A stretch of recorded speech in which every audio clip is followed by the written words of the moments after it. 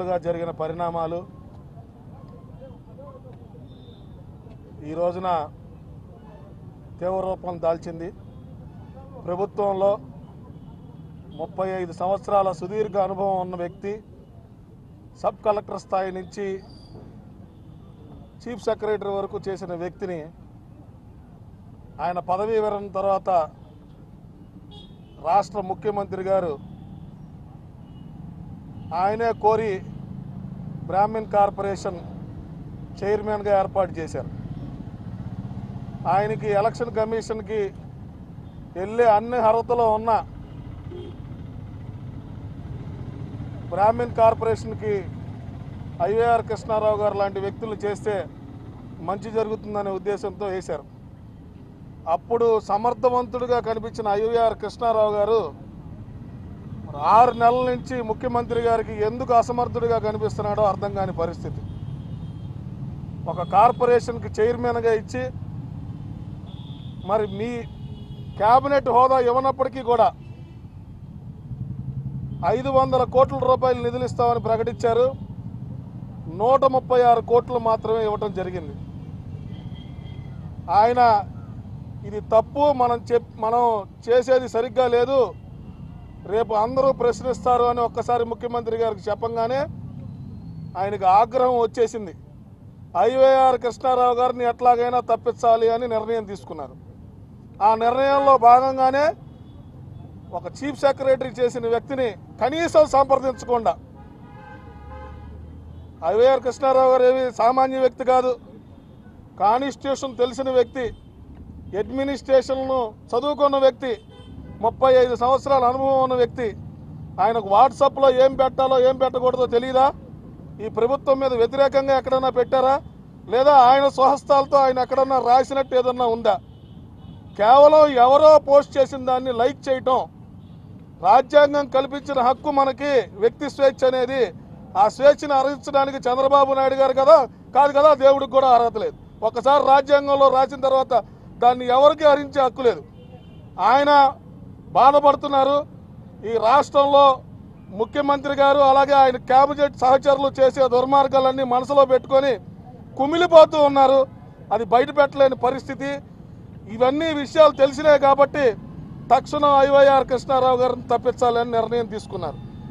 ఇదే విషయం, ఇలాంటి విషయాలే వాళ్ళ పార్టీలో ఒక ఎంపీ, 4వ తరగతి కూడా చదవని ఒక శాసనమండలి సభ్యులు, ఒక రౌడీలాగా వ్యవహరించే ఎమ్మెల్యే, ఒక ఐపీఎస్ ఆఫీసర్ మీద ఆయన సమక్షంలో ఒక గన్మ్యాన్ మీద దౌర్జన్యం చేస్తే కనీసం దాని మీద వివరణ ఇవ్వని ముఖ్యమంత్రి, అలాగే 2 రాష్ట్ర మంత్రులు, బాధ్యత గల మంత్రులు నడి రోడ్డు మీద బజారుల వ్యక్తులు కొట్టుకున్నట్టు కొట్టుకుంటే దాని మీద ఏం పట్టించుకోలేని పరిస్థితి. ఏదో చిన్న పోస్టింగ్ వచ్చింది, దాన్ని లైక్ చేస్తే అది తీవ్రంగా పరిగణించి తీసేశారు అంటే ఎంత దుర్మార్గమైన చర్య ఒక్కసారి ఆలోచించాలి. అలాగే 6 నెలల నుంచి ఒక ఐఏఎస్ ఆఫీసర్ కనీసం వయసుకు గౌరవం ఇవ్వాలి, ఆయన చదువుకు గౌరవం ఇవ్వాలి.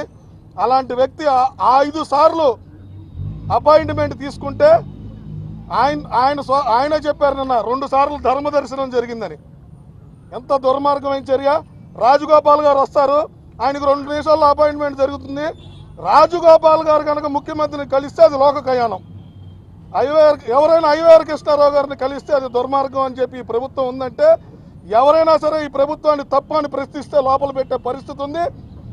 ఇప్పటి నుంచి అయినా సరే ఇవి మానుకోకపోతే చంద్రబాబు నాయుడు గారు మీ కొడుకు కోసం మీరు ఏదైనా చేయదలుచుకుంటే చేయండి, రాష్ట్ర ప్రజలను మాత్రం ఇబ్బంది పెడితే తగిన మూల్యం చెల్లించక తప్పదు అని చెప్పి నేను హెచ్చరిస్తున్నాను.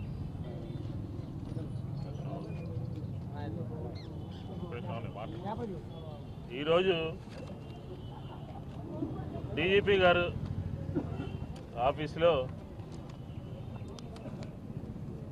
గత 2 రోజుల నుంచి జరుగుతున్నటువంటి పరిణామాల మీద మన చీఫ్ సెక్రటరీ గారి మీద ఒక పోస్టింగ్ వచ్చింది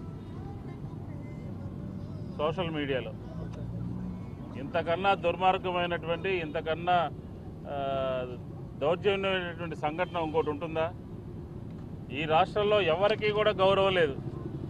ఐఏఎస్లు కానీ, ఐపీఎస్లు కానీ, పోలీస్ డిపార్ట్మెంట్ కానీ ఎమ్మెల్యేలు, ఎంపీలు, మంత్రులు ఇష్టానుసారం వ్యవహరిస్తూ ఉన్నారు.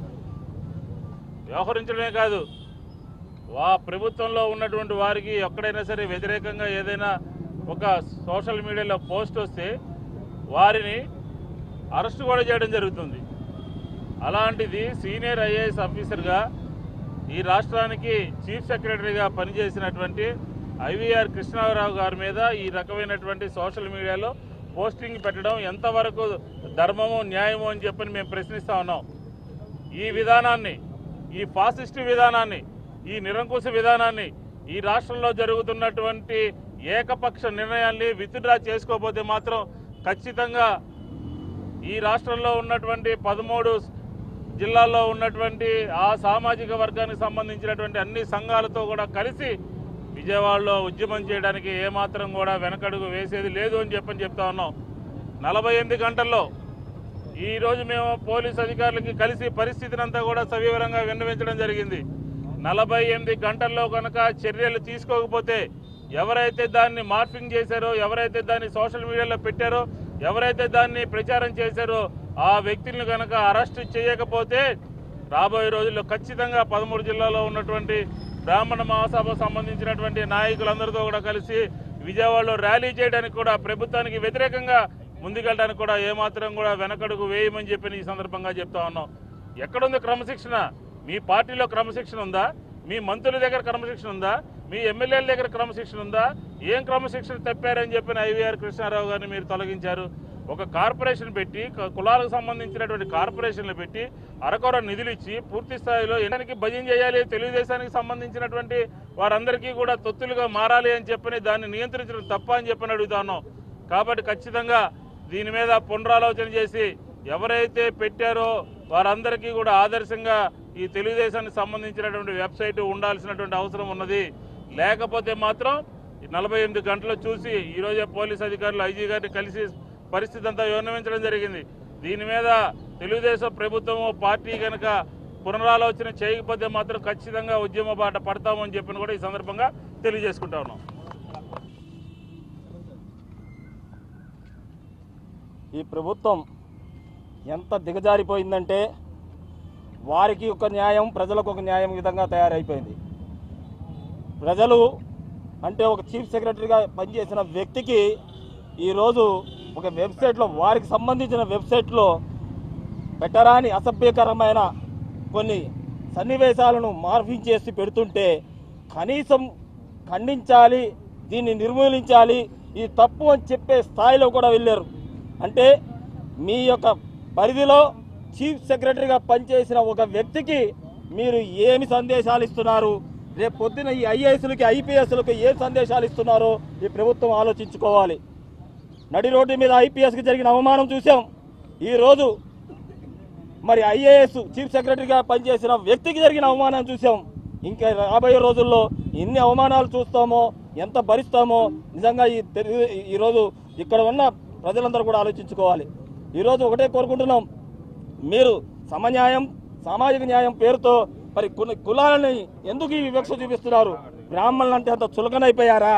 బ్రాహ్మణుల ఆగ్రహం ఏదైతే రౌతాలు కోల్పోయాయో వారందరూ కూడా మట్టి కొట్టుకుపోయినవి అని ఇప్పుడు మేము చెప్తుంది చరిత్ర చెప్తున్న సత్యాలను కూడా మీ ప్రభుత్వం గుర్తుంచుకోమని కోరుతున్నాం.